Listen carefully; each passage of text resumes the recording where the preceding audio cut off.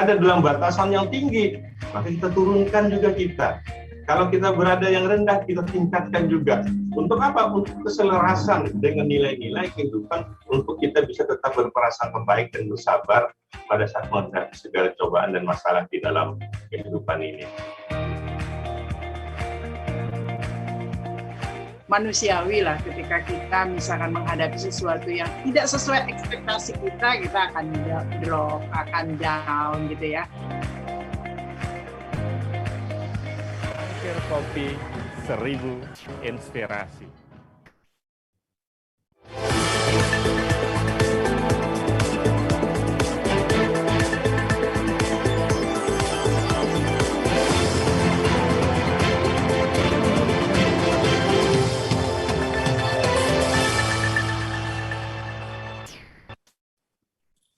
Baik, pemirsa, kita kembali berdiskusi secara intensif mengenai teori dan praktik menulis di jurnal yang terindeks Scopus. Ada bahasa yang agak puitis yang disampaikan oleh Prof. Irwansyah, menulis di jurnal Scopus itu seperti benci tapi rindu katanya ya. Tentu bagi yang sekarang hadir di Zoom meeting ya, tentu kita rindu sesungguhnya ya, tetapi kan ada syarat yang harus kita penuhi untuk kemudian bisa mewujudkan kerinduan kita itu diterima oleh orang yang ingin kita capai, yaitu yang terindeks Scopus ini di dalam konteks katakanlah seperti itulah perumpamaannya. Mari kita sekarang ya beralih ke narasumber kita yang kedua, Dr. Mursyid Djawas, untuk kemudian memecah lagi apa aja sih sebenarnya yang diperhatikan untuk kerinduan kepada Scopus ini sehingga nanti benar-benar ya kita bisa mempersiapkan diri agar bisa diterima. Silakan Pak Mursyid Djawas untuk kemudian mengungkapkan ya istilah saya itu adalah yang tadi Pak, apakah sebenarnya pengalaman Bapak yang sangat juga harus diperhatikan ya karena banyak membaca naskah yang kemudian juga ini ternyata ini tidak menarik, ini ternyata menarik ya, gambaran-gambaran besar juga sudah disampaikan oleh Pak Irwansyah. Pak Djawas, saya pikir Pak Mursyid Djawas bisa melengkapinya. Silakan Pak Mursyid Djawas. Baik, Assalamualaikum warahmatullahi wabarakatuh. Assalamualaikum. Alhamdulillah rabbil alamin wa bihi nasta'inu ala umuri dunya waddin wa ala alihi wa washabihi ajmain. Amma ba'd.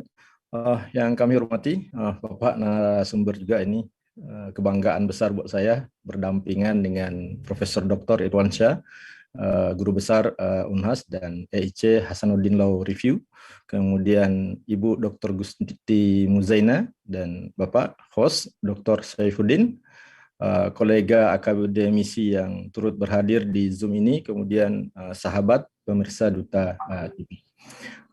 Baik, izinkan saya hanya fokus kepada jurnal yang saya kelola.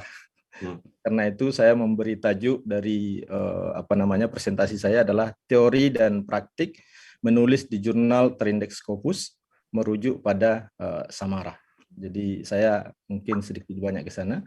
Jadi kalau tadi disampaikan oleh Prof. Irwansyah bahwa berbicara tentang Scopus ini adalah rindu tapi benci atau benci tapi rindu. Mengapa rindu tapi benci? Karena betapa banyak kebutuhan akademisi terhadap Scopus ini. Untuk menjadi seorang guru besar, ya syaratnya harus ada artikel yang terbit di Scopus. Sesudah pun meraih guru besar, dalam setiap 3 tahun juga tetap harus menulis di jurnal Scopus. Kemudian untuk yang mau dari magister mau ke lektor kepala juga membutuhkan jurnal yang terindeks Scopus. Kemudian riset-riset yang akhir-akhir ini baik di PTKI maupun PTKIN di seluruh Indonesia itu dengan dana riset yang di atas 100 juta itu mensyaratkan adanya output luaran dari penelitiannya adalah jurnal terindeks Scopus. Kemudian orang yang sedang S3 mau penyelesaian doktornya juga diwajibkan untuk menulis di jurnal Scopus. Nah itulah kira-kira mengapa Scopus itu dirindukan dan dibenci. Mungkin dibenci karena banyaknya artikel yang tertolak di Scopus itu, atau mungkin karena lamanya menunggu kapan artikelnya itu terbit di Scopus. Nah, baik Bapak Ibu yang sama-sama berbahagia, mudah-mudahan saya mencoba meringankan materi saya, mudah-mudahan tidak rumit ya, dipahami. Baik, yang saya seperti yang saya sampaikan tadi, saya langsung fokus kepada jurnal yang saya kelola, yang sudah terindeks oleh Scopus. Menulis di jurnal internasional bereputasi Scopus, itu yang paling pertama sekali harus kita perhatikan adalah apa fokus dan skop jurnal itu. Sehingga kita bisa memastikan bahwa artikel kita itu sesuai dengan fokus dan skop dari jurnal yang kita tuju. Maka di Samara, kalau mau mengirim ke Samara, ya, maka dipastikan bahwa Samara itu fokusnya itu menekankan kepada kajian hukum keluarga Islam dan hukum Islam, ya, baik secara teori dan praktek di negara-negara Muslim. Jadi fokus utamanya ya itu. Ya, nah ini kalau kami menyebut ini dalam bentuk artikel dan book review. Nah, untuk sekarang ini book review-nya kita batasi dulu. Sebelum Samarah terindeks Scopus, kami menerima book review untuk mengakomodasi para penulis yang menyampaikan buku baru yang dibacanya. Berikutnya yang harus diperhatikan itu adalah setelah fokusnya, skopnya. Maka kami merinci skop. Ini bisa dilihat apakah tulisan Bapak Ibu ada yang sesuai dengan family law, Islamic family law, family study, Islamic criminal law, customary law. Nah, ini saya sengaja sebagai editor in chief sebelum submit ke Scopus supaya jurnal Samara itu tidak hanya pada hukum keluarga, karena prodi kami hukum keluarga, tetapi menyentuh seluruh fakultas syariah dan hukum di seluruh Indonesia. Jadi kalau di ruangan ini Bapak Ibu adalah dosen di Fakultas Syariah dan Hukum, maka dipastikan tulisan Bapak Ibu akan cocok di jurnal Samara. Kemudian ada tambahan, ada marriage and gender issue. Karena isu ini adalah salah satu isu yang sangat menarik di dunia hari ini, adalah tentang gender isu ini, terutama juga dalam kaitannya dengan marriage. Nah, itu yang bisa dipastikan. Jurnal kami lahir di Prodi Hukum Keluarga, Fakultas Syariah dan Hukum UIN Araniri. Jadi jurnal kami hanyalah jurnal prodi. Kemudian bertarung, mungkin saya duga Prof. Irwansyah itu adalah salah satu yang menilai jurnal Samara, karena jurnal Samara itu bertarung dari pertama sekali menjadi jurnal lokal saja, kemudian jurnal meraih Sinta 5, kemudian meraih Sinta 3, Sinta 2, kemudian terakhir meraih Scopus, dan akhirnya meraih Sinta 1. Jadi tetapi walaupun panjang perjalanan itu, tapi sangat singkat karena saya melakukan adu sprint dengan kawan-kawan yang berlomba untuk sama-sama meraih yang terbaik. Bapak Ibu, berikutnya artikel sistematika artikel di jurnal kami. Ini ada judul, nah ini tadi alhamdulillah sudah disyarah dengan baik oleh Prof. Irwansyah. Jadi judul, penulisnya, abstrak, keywords, pendahuluan, diskusinya, conclusion, reference. Nah, mungkin kira-kira ada yang berbeda dengan Prof. Irwansyah, mohon dimaklumi. Tentu sudut pandang berbeda karena beliau adalah profesor di bidang hukum murni, sementara kami di Fakultas Syariah dan Hukum. Untuk judul, ya benar yang disampaikan tadi itu bahwa judul itu harus menggambarkan masalah utama dari artikel tersebut atau isu utama yang diangkat dari artikel tersebut. Jadi judul, ketika membaca judulnya saja, ya itu sudah tergambar novelty-nya apa, masalah utamanya apa. Nah itu yang seperti digambarkan oleh Prof. Irwansyah tadi. Kemudian judul harus singkat, padat, dan jelas. Nah, jadi saya tidak mengurangikan lagi ini, singkat, padat, dan jelas. Untuk di Indonesia sebetulnya di PTKIN, toleransi maksimum itu adalah 15 kata. Jadi kebetulan Bapak Ibu saya juga menjadi reviewer Litab Dimas, dan baru-baru ini juga mereview, diundang ke Jakarta untuk mereview riset-riset yang diajukan oleh dosen-dosen di PTKIN. Jadi untuk di PTKIN ada toleransi, kalau tadi disampaikan maksimal 12 itu, maka di PTKIN masih ada toleransi sedikit, itu maksimum 15 kata. Tetapi intinya semakin singkat, padat dan jelas, maka itu judul itu semakin bagus. Berikutnya, ini untuk posisi penulis. Ya, ini yang saya gambarkan di sini adalah gambaran teknikal sekali dari jurnal kami. Tetapi jangan menyepelekan bahwa penulis itu ditulisnya bagaimana, ya, kemudian afiliasinya. Afiliasi menunjukkan adanya otoritas seorang penulis, sehingga dia diakui bahwa penulis ini menulis di bidang hukum Islam, maka dia berada di afiliasi bidang hukum Islam. Dan ketika kita lacak penulis ini kalau kami langsung memeriksa penulis ketika artikelnya masuk, maka kami langsung buka, ya, apakah dia punya Sinta ID, Scopus ID, dan karya-karya yang lain. Dalam artian juga kita ingin mendapatkan otoritas dia, apakah dia punya otoritas secara keilmuan untuk menulis artikel tersebut. Nah, itu untuk penulis dipastikan bahwa, nah, kadang-kadang ada yang bidang lain, misalnya ada dari Usuluddin, kemudian ada dari Fakultas Even Tarbiyah, ya silahkan saja, karena itu sudut pandang bisa digunakan, tetapi dalam salah satu penulis harus muncul orang, salah satunya harus ahli di bidang hukum Islam. Itu untuk terkait penulis. Untuk abstrak dan keyword, setuju yang disampaikan dengan Prof. Irwansyah tadi, bahwa di abstrak itu paling sedikit memuat 4 hal. Yang paling utama, ya, adalah statement of the problem. Ya, apa yang menjadi dasein dan dasolen dari riset yang artikel yang diajukan, kemudian pertanyaan penelitiannya, metode, ya, kemudian apa temuannya, yang di temuan itu muncul novelty-nya apa, ya. Jadi 4 hal ini yang kami periksa pastikan pada abstrak.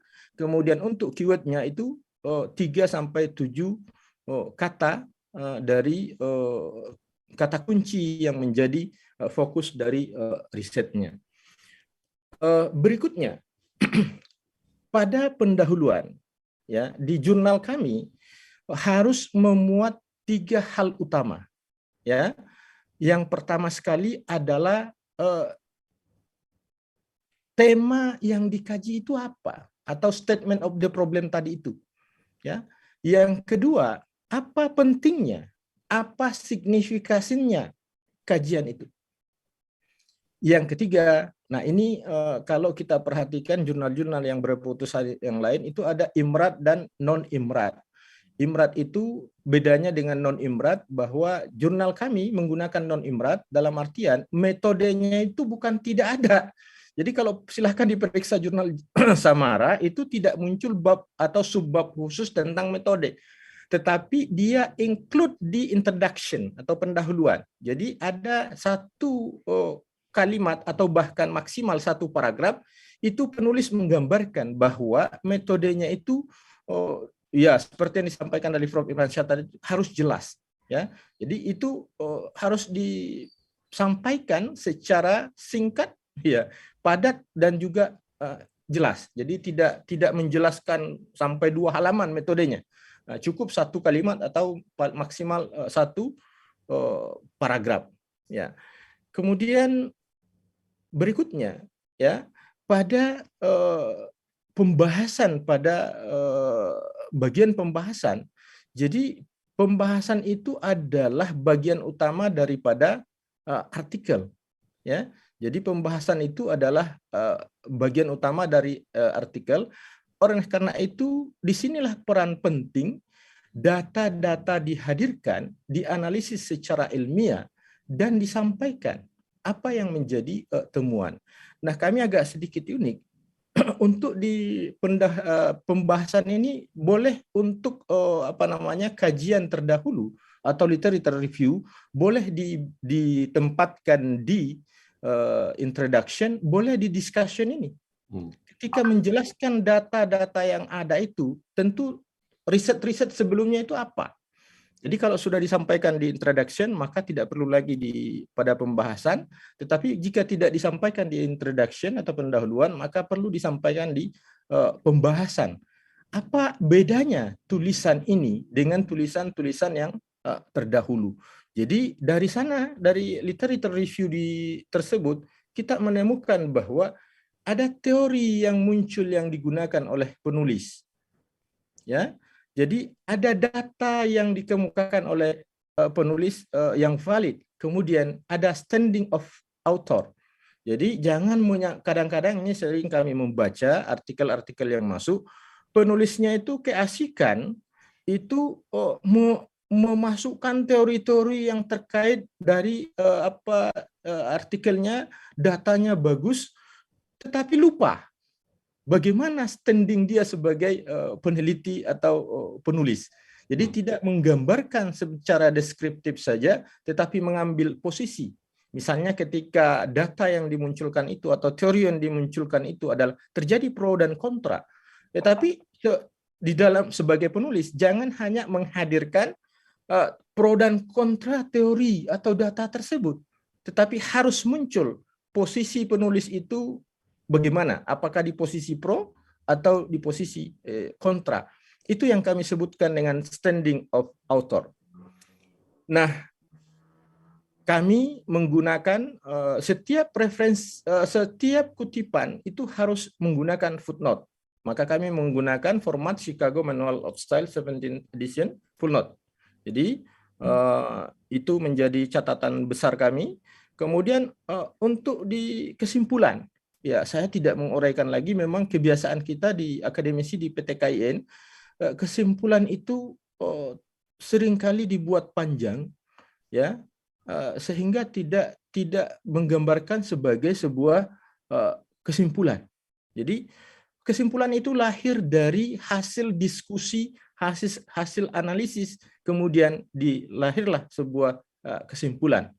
Jadi ini isi dari kesimpulan, nanti mudah-mudahan bisa didiskusikan nantinya. Kemudian berikutnya referensi, ya, referensi. Jadi referensi itu bagi kami harus memuat dua hal utama dan yang pertama adalah harus memuat sumber atau pustaka acuan utama. Dalam bahasa yang sering dipakai di peneliti di Indonesia itu sumber babon. Nah, inilah bedanya mungkin dengan yang lain, bahwa ketika mengutip tentang fikih, ya, atau hukum Islam, maka jangan lupa mencantumkan sumber yang sangat otoritatif. Misalnya Wahba Az-Zulhaili, Fiqhul Islam wa Adillatuh, untuk saat ini almarhum adalah penulis yang sangat modern terkait dengan hukum Islam. Ketika menulis tentang perkawinan di Indonesia, jangan lupa di sana ada Amin Suma, ada Profesor Khairuddin Nasution. Nah, itu kira-kira yang sumber acuan utama. Kemudian yang kedua adalah khususnya untuk dari sumber jurnal, ya, diupayakan bahwa dari artikel yang dikutip itu adalah sudah merujuk kepada jurnal internasional bereputasi Scopus. Di Indonesia itu saya contohkan ada Samara, ada Ahkam, ada Al-Ihkam, ada Hasanuddin Law Review punya Prof. Irwansyah, ada Sriwijaya Law Review, ada Studi Islamika, ada Al-Jamiah, Kijis, Ijims, dan JIS. Jadi kalau mau meningkatkan nilai tawar dari artikelnya, ya mohon untuk jurnal-jurnal yang belum masuk bereputasi sudah mulai dikurangi, diperbanyak merujuk kepada jurnal-jurnal yang bereputasi tersebut. Nah, khusus untuk referensi ini, jangan lupa pastikan menggunakan Mendeley atau Zotero pada reference manajernya. Kalau ini ada yang tidak dikirim artikel, ini tidak digunakan, kami pastikan itu langsung ditolak oleh tim editor, karena itu dianggap sangat terlambat. Perhatian yang terakhir. Berikan perhatian yang terakhir. Yang pertama, kedalaman literatur. Ya, kedalaman literaturnya itu diperhatikan. Kemudian yang kedua, technical writing. Ya, kemudian yang tadi, manager reference application tadi. Kemudian yang keempat itu, maksimum toleransi similaritasnya adalah 20%. Kami menyarankan gunakan Turnitin saja karena di sana lebih akurat. Untuk technical ratingnya silahkan berpandu pada artikel template di jurnal kami. Kemudian pastikan Bapak Ibu mengikuti author guidelines, itu saja. Nah, yang terakhir, sekali layar terkembang, pantang kita bersurut, mulailah menulis, Scopus akan menghampirimu. Ini saya kutip sebagai orang Sulawesi, saya merantau ke Aceh, saya alumni lokal S1 S2 di UIN Alauddin Makassar, kemudian S3 di Makassar. Tantangan bagi saya ketika tampil di forum-forum terbuka, sering dicandain kawan-kawan. Memang Pak Mursyid sudah punya Scopus. Nah, itulah tantangannya. Saya buka rahasia Bapak Ibu, ketika saya mengelola jurnal Samara ini, saya submit ke Scopus itu, saya belum punya ID Scopus. Ya, tetapi alhamdulillah ketika mengejutkan jurnal Samara yang saya kelola, kalau Hasanuddin Law Review itu setahu saya Prof ya, 4 tahun direview oleh CSAB sejak pengajuannya. Jurnal Samara tidak sampai 5 bulan dari pengajuan pertama dan terindeks oleh Scopus, dan kami sangat bersyukur jurnal Samara itu mengindeks seluruh artikel sejak pertama kali terbit Samara dari 2017 sampai saat ini. Akhirnya artikel-artikel yang semula tidak dianggap bernilai oleh kawan-kawan semuanya terindeks oleh Scopus, dan hampir 100% di fakultas saya sekarang sudah memiliki ID Scopus dengan jurnal Samara tembus Scopus ini. Saya pikir itu dari saya, quote sederhana, tetapi sekali layar terkembang pantang kita bersurut, ini adalah warisan atau local wisdom dari Sulawesi Selatan yang bisa kita bawa kemanapun untuk bisa eksis dimanapun, termasuk di dalam akademisi. Saya pikir demikian dari saya untuk sementara. Saya kembalikan kepada hostnya kembali. Assalamualaikum warahmatullahi wabarakatuh. Waalaikumsalam warahmatullahi wabarakatuh. Ya, terima kasih Pak Mursyid Djawas. Saya kalau mendengar apa yang dijelaskan oleh beliau ya, semakin memperinci dan mempertegas ya. Karena sesungguhnya kalau kita ingin menulis di jurnal Scopus itu, tapi yang namanya ya menulis seperti juga perjalanannya Samara perlu proses ya. Bahkan dari awal-awal kata Pak Mursyid Djawas, dari yang hanya jurnal lokal, dari Sinta 5 sampai yang ke prosesnya ke Sinta 1, yang walaupun relatif singkat, tapi juga melalui satu proses. Sehingga quote yang sangat baik, sekali layar terkembang, saya bahasakan pantang kita mundur ke belakang lagi. Dan ini menjadi tantangan di kita. Sekali lagi terima kasih Pak Mursyid Djawas, ini sesuatu yang saya pikir ini adalah mempertegas kembali apa yang sudah disampaikan oleh Prof. Irwan juga tadi. Ya, ada hal-hal yang sangat kita perhatikan, yang terkadang ada kelemahan kita, penulis kita yang selama ini ingin bercerita itu panjang lebar ya dalam konteks tradisi kita pada saat menulis. Ternyata kita tidak perlu bercerita, tetapi tegas, ya tegas, dan itu memang menumpuk kepada persoalan. Atau bahkan sampai pada saat kita memperbincangkan ya, diskursus tentang teori, yang biasanya hanya kita sampaikan diskursusnya saja, kita juga harus mengambil sikap. Ini satu catatan yang paling penting nanti bagi seorang, ya katakanlah yang ingin menulis di jurnal Scopus dari hasil penelitiannya untuk itu. Baik, para pemirsa sekalian, kita akan masuk ke sesi yang ketiga, yang nanti akan mengungkapkan salah satu contoh yang saya pikir udah ketahuan nih di mana kelemahan dari materi yang akan disampaikan oleh